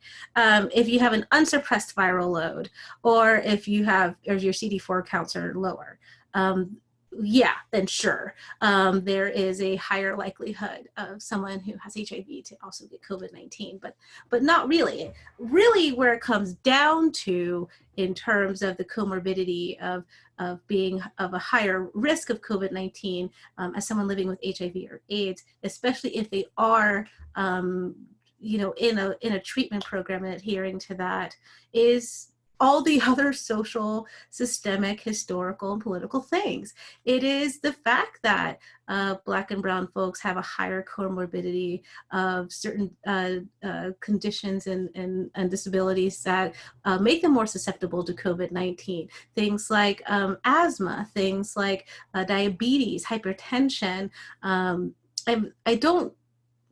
I think that we might, but one of the things that I may or may not have a later slide, but I'm gonna talk about it now, is like in terms of asthma, like I'm from the East Coast. My mom has asthma. My mom has asthma because she grew up in Camden, New Jersey. Camden, New Jersey is a city that has historically been redlined and segregated and is predominantly Black and brown. It also has a very high particulate pollution. And so I think there was an article I read that said like 1 in 3 or 1 in 4 children from Camden, New Jersey have asthma. They develop asthma because they're living in an environment with toxic air. To pull from environmental justice, the number 1 determinant of whether you'll live close to or live with toxic air, water, or soil is race. In Manhattan, there is a place called Asthma Alley where they have some 20-some times higher hospitalization rate than the national average for folks receiving health care for asthma. And a lot of it is because they are also one of the most polluted places because of things like administrative racism or racism from things like city planners. So they will say, well, we have to have this manufacturing plant. This manufacturing plant is going to be putting off exhaust. We have to plan where we're going to put this plant and where that exhaust is going to run off. So a lot of times they will have that exhaust runoff go over cities and neighborhoods that are predominantly Black or brown, which are leading to these higher pollution levels. So it's these sort of inroads that, you know, that folks are going through as well, and other social determinants of health as well. The biggest concern I think that I've been seeing with some of the folks in the literature is around stigma and discrimination of folks who do get COVID-19 and how they're treated a little differently. I know that I can't disclose, but I will say where my partner works, there is a case going on that there have been folks who have contracted COVID-19 and then they go away to heal from that, and then they come back and they have a job. And there are some folks who contract COVID-19 and they go away to deal with that, and they come back and they do not have a job. And there are some identity factors that are delineating who has a job when they come back and who does not. And so a lot of this issue is that if people start to see that, which they already are expecting it because of historical harm, they may be more likely to want to not disclose, which can spread that virus. And I think also too, experimentation and exploitation of Black and brown folks over the years. I mean, there's, you know, it's hard because there's some elders who are like, I'm not going to go and get a COVID test because for all I know, they put COVID on the swabs. Think about what they did in Tuskegee. And, you know, it's hard because you want to tell them like, no, that's preposterous. But then you have to stop yourself and be like, well, wait a minute. Because we have a whole precedent of things that have actually happened like that.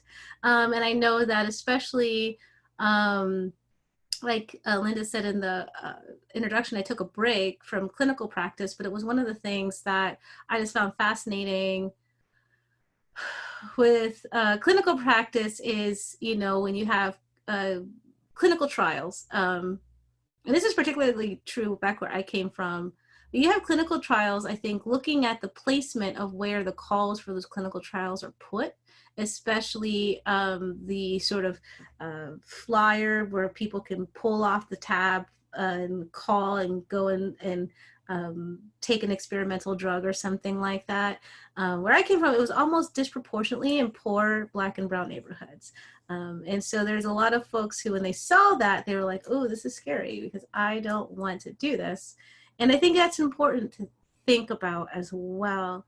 But one of the things I think is important that I want to read a quote to about this that can really help, especially as you are, if you are doing anything like that, in terms of clinical work or research, is to go back to one of those principles of disability justice and have the leadership of those most impacted to participate and to lead it and to be a part of that work. And this is something that is very true in the HIV field as well.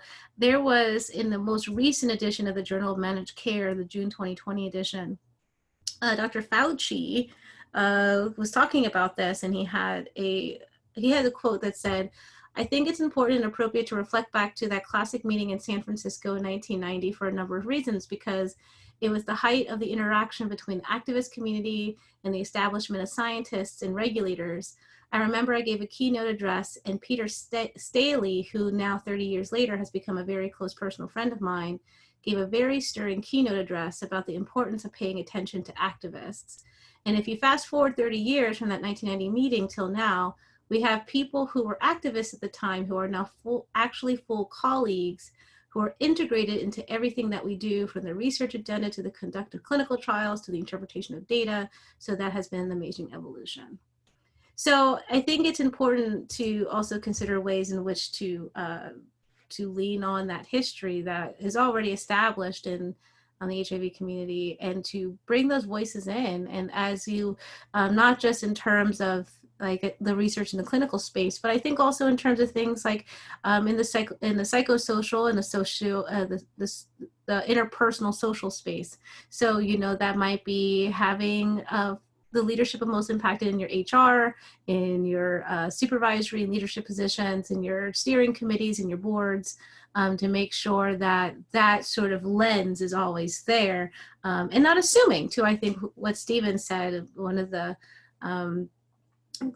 things that my grandma used to say all the time is that people with surface level understanding always come up with surface level solutions. And so it's important to make sure that folks who have the most nuanced understanding of that happens. And I think what's also important about this is that we are in the middle of an insurrection. It's been like 31 days, I believe, since this has happened. So there are some, there's some folks who are seeing this less as some of the uprisings or protests of the past, where it maybe lasted a couple days or a couple weeks, that this may be closer to like a civil rights moment, which I think the Martin Luther King and the Civil Rights Act, the civil rights movement was like over 350 days of ongoing protests. So it's important to look at this not as a moment, but a movement. And so to consider different sort of ways that you can bring in some of what's happening into that and consider ways of racialized ableism, especially things around like bias and othering. This is a huge issue I've seen in my work as a consultant around disabled people of color, let alone BIPOC or Black Indigenous people of color. One of my foundational experiences that led to me doing this work, this consulting work specifically at this intersections, was at a previous job of mine where it was unionized, and I was experiencing some aspects of racialized ableism. And I went to the union to have it addressed, and the union was great. They had an amazing analysis. It was anti-racist, but they didn't have a disability justice analysis, and they didn't really have an intersectional analysis that could hold racialized ableism. So while they did as much as they could to address the issue, it didn't actually get to the taproot because it wasn't looking at it from that intersectional space. And so in that, it actually was more of a failure than a success, and it led to me eventually resigning from that position because the culture became too toxic. So it's important to think about ways, and I think it's also important too with the risk of surveillance and retaliation, how I have heard when I'm not doing this as a consultant, I'm doing organizing work, that there's a lot of folks, disabled or not disabled, who are very concerned about what it may mean for them to be involved in the insurrection, or to share their story, or to bring up the ways in which they're experiencing aspects of what's happening, are being brought up in the conversations today, especially if there are people who are critical of it, or have been naysayers of the movement, or they see the movement as violent, which is another sort of biased construct that's connecting things like violence to Black folks, which is a historical issue and limitation for Black folks to seek equity in both employment and in medical care. And I would hope that you've already been acquainted with the realities and the data and statistics around racism and anti-Blackness and the employment pipeline, but also medical racism as well, and medical ableism. And so I think there's also a piece here too to sort of make a bridge between medical racism and medical ableism, that if both are to exist in the same place, that medical racialized ableism also exists in that place, that they are not siloed, that to go back to this, to not being a single issue life, that when I walk into a hospital as a multiply disabled Black person, I don't get to say, okay, I'm going to turn the Blackness off so I can just deal with the ableism today, or I'm going to turn the rest of the disabilities off so I can just deal with the racism today. Like, all of that shows up with me. It seems to be like on the other side of things that people are like, well, which one is it? Are you experiencing racism or ableism? And it's like both, and also both and. And I think that's difficult for folks to hear. So that's kind of part two, is how do you start to get to examine and see some of those different sort of places. And tokenism is huge. Tokenism is essentially when you lift up and sort of put on a pedestal in a way, or put to the forefront one or a very few number of people who represent a lived experience or identity that is not represented in your organization, and then overly lean on that person or that small group of persons to essentially provide all of the information, as well as provide all of the sort of clout that would come from having that person. So a lot of times the way that I hear this in my work is, well, we have a diverse board. I think we have 2 Black folks on it. Oh, well, how big is your board? Oh, we have 33 people. You know, so there's a piece of this that, you know, it's a lot of that is just sort of, you know, like I talk about with the subconscious and conscious brain, you know, the difficulty with things like implicit bias or unconscious bias is that it happens like that. It's really, really fast. And in a lot of ways, unless you take some time to do narrative identity development, you do some deconstruction work that has to be very intentional and structured in a lot of ways, and customized to how you operate, how you think, how you show up. Without that, the best that you can hope for is to be able to notice when a bias or a negative expectation or microaggression or construct comes out of your body, and then try to make resolve and repair in the moment, or as soon after as possible. And it's difficult to do that. We'll talk about that a little bit too. And then finally, you know, I think that what's important too is cultural survival tools, and that masking and code switching at work. Cultural survival tools differ. It like I said about things not being a monolithic in the beginning.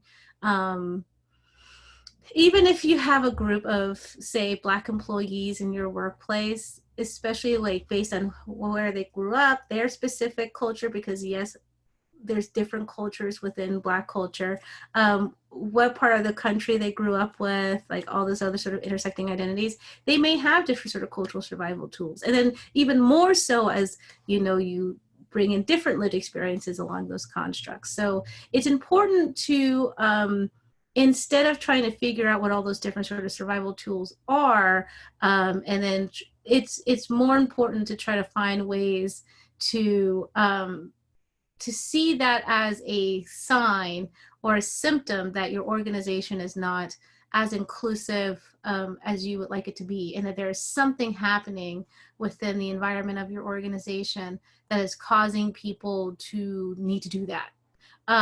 That, you know, addressing it from that perspective of not trying to fix the person from the very natural human response of trying to survive in an environment, but instead trying to figure out why someone is breaking out into a survival response within your environment, is the most proactive and equitable thing you can do in this case.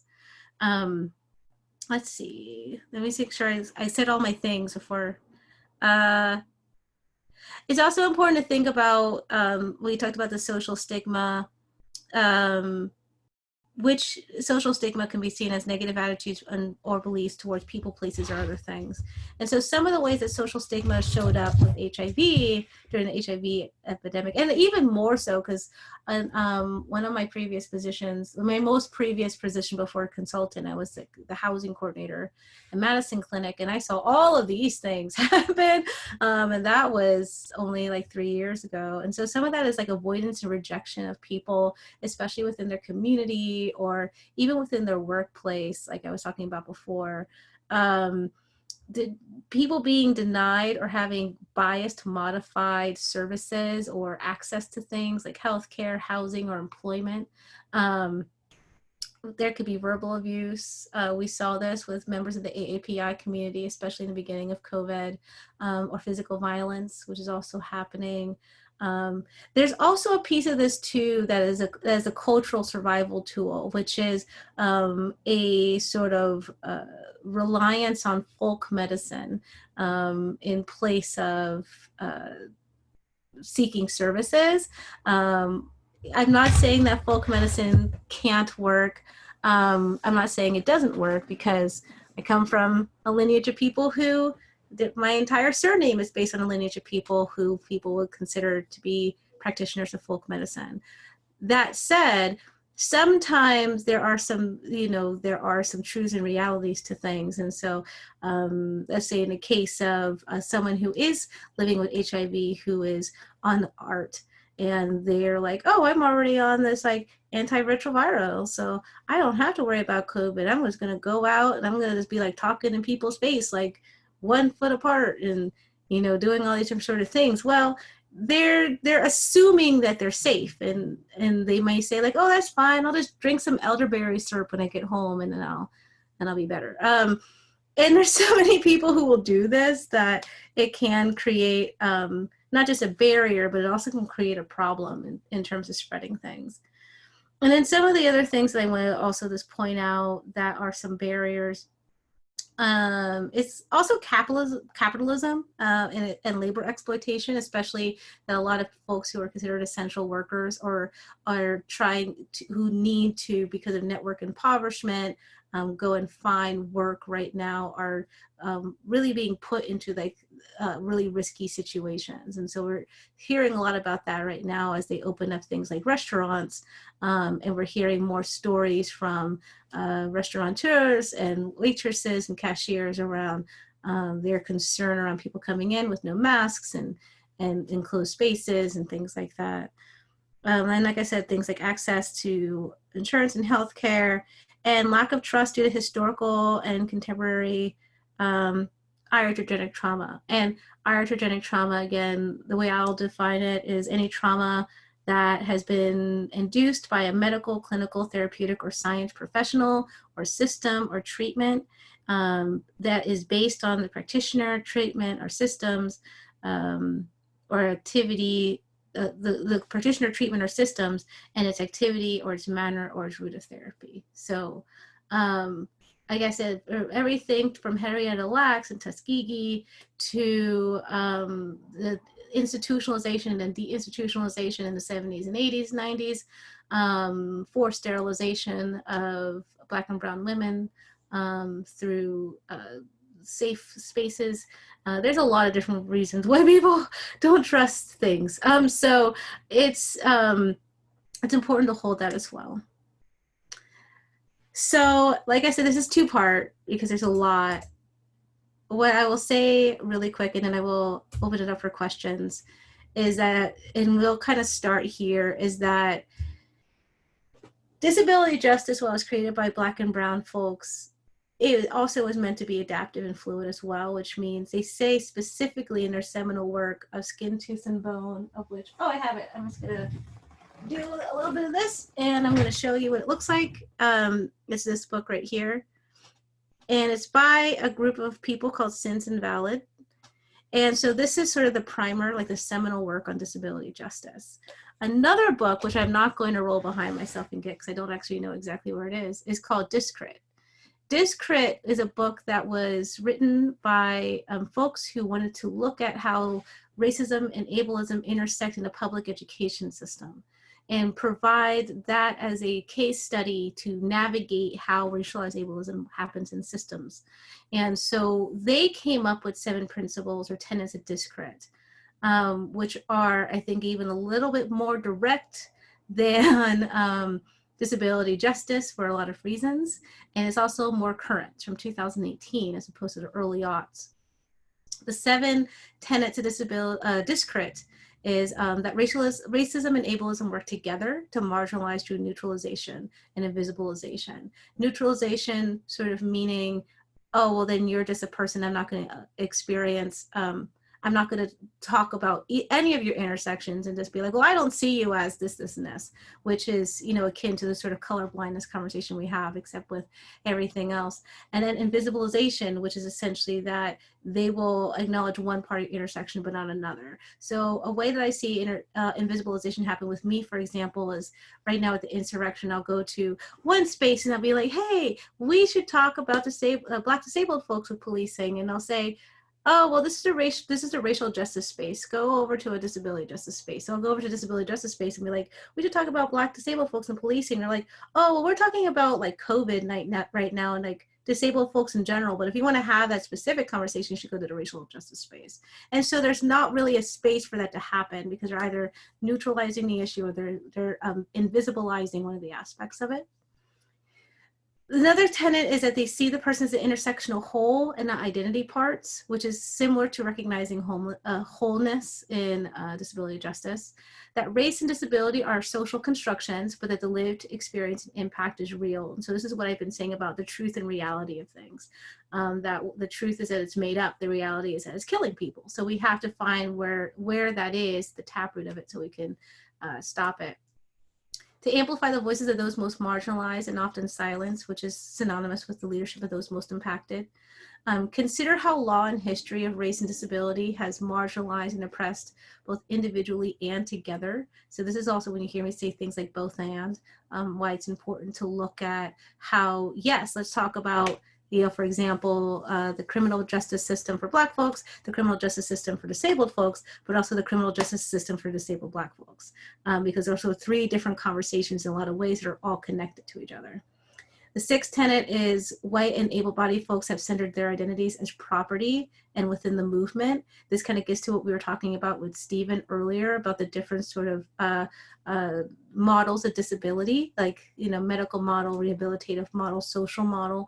This is also talking about a model in which there's a commodification within that exploitation of labor and productivity, that if, you know, that white and able-bodied folks, those identities have been centered as property. And a good book that I guess I wish I have books I could show you. I could send out a list. Another good book to read about this is called The Possessive Investment in Whiteness, where they talk about identity politics, especially right now, is kind of, you can, that there is an investment in in sort of white supremacy culture, the white supremacy culture being that those 13 principles from the Dismantling Racism workbook, that can be weaponized and used in a way that incentivizes or de-incentivizes equity, but always towards the gain of those identities and those intersections, which I feel like we could talk more about that in next training too. And then finally, resist and fight for social equity in all forms. So this is the break point between portion 1 and portion 2. We have 5 minutes for any questions or comments or reflections. I know, at least for me, if you do have a list of, I kept track of all the books that you've mentioned, but if there is a list, or I'll just Google it. But I appreciated you sharing all the books. If there are any more that you wish you had time to point us that maybe aren't as, you know, recognized, are not on like the super fun, accessible BuzzFeed list of books to read while you're quarantined, then I appreciate those. I will do one better. I'm going to send Linda this entire Google Doc that I created that has people like influencers on Twitter, because there's a lot of disabled influencers on Twitter, to follow. It's going to have articles, it has video, it has books, it has reflection questions, it has reflection questions for if you watch Crip Camp, it has all the things. So I will send that to you. It's like 13 pages. You can have all of the recommendations.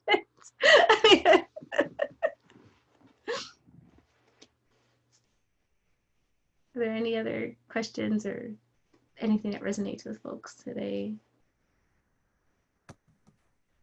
I just want to say thank you so much for your time and all your wisdom. Thank you. Yeah, I wanted to add, I love, like, you did an amazing job of just pulling together so many crucial elements throughout like such a short amount of time and tying them all together, like as you, like as exemplified by like every piece of what you were talking about, right? Like it's not, none of these happen in isolation. And it just was all like so clearly like this connects to this and that connects to this. This is, you know, like I was really sorry, I'm gonna mute again in a second. Yes, it was awesome. Thank you. Thank you. And so the next part is going to be talking about like, so I made you all very sad. with all these things and how the systems are sad. So what can we do? What can we do to address it? What I'm going to do in between now and the next training, like I said, I'll send out to Linda that Google Doc. I really encourage folks to grapple through it, grapple through the reflection questions. But also, if you have any ideas now or throughout the interim period, to email any sort of like in terms of what to do, next steps, strategies, frameworks for dismantling and disrupting racialized ableism. What are some of those things that what are some questions you have, or what are some sort of, what would you like to leave with in your toolkit that I can provide?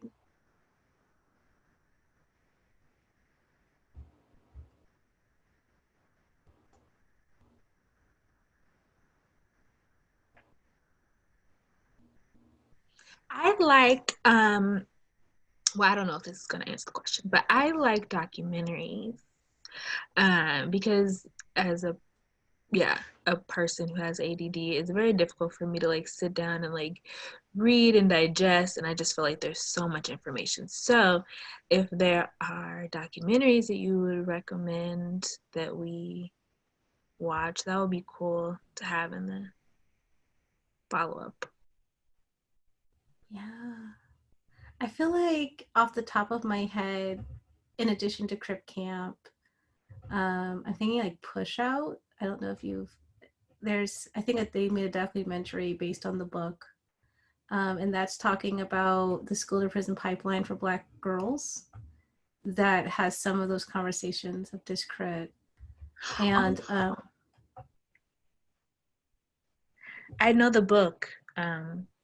I believe Taylor has read it as well, but yeah, I remember the book. Okay, cool. yeah, I think that has a documentary attached to it. I mean, in a lot of ways, there's a large opportunity for Black and brown disabled folks to create movies around their experiences with this that are nonfiction, because that doesn't exist very much.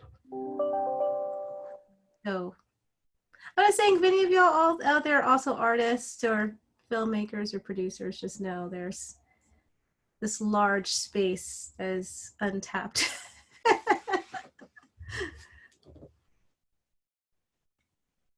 Well, yes, it is 1 o'clock, so I want to be cognizant of people's time. Is there anything else you want to share to wrap up, ChrisTiana? no, I will send out the Google Doc. And like I said, I really encourage folks to read through it, or in Linda's case, if you watch Crip Camp, to consider some of the reflection questions at the end after watching the movie. Yeah. And there's also videos, like a list of videos too, on YouTube to watch that provide some information as well. But no, that's it. Well, thank you. I will send out a recording of this video for you all to watch if you want to reflect again. And as I said, ChrisTiana is dynamic, so I am excited for next week, and I hope that you all will still be able to join. So have a great rest of your day. Thank you. Bye. Thank you.